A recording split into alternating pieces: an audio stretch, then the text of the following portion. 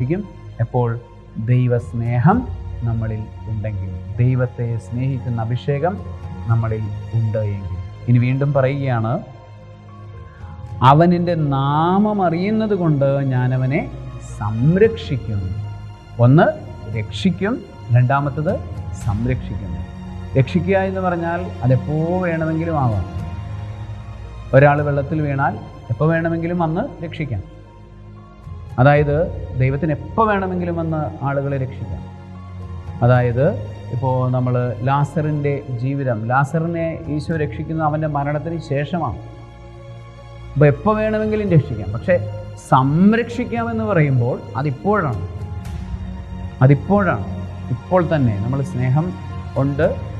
എന്നാൽ അവിടുത്തെ നാമമറിഞ്ഞ് നമ്മൾ ജീവിച്ചാൽ, അവിടുത്തെ വചനമറിഞ്ഞ് നമ്മൾ ജീവിച്ചാൽ, അവിടുന്നിൽ നമ്മൾ ജീവിച്ചാൽ, അവിടെ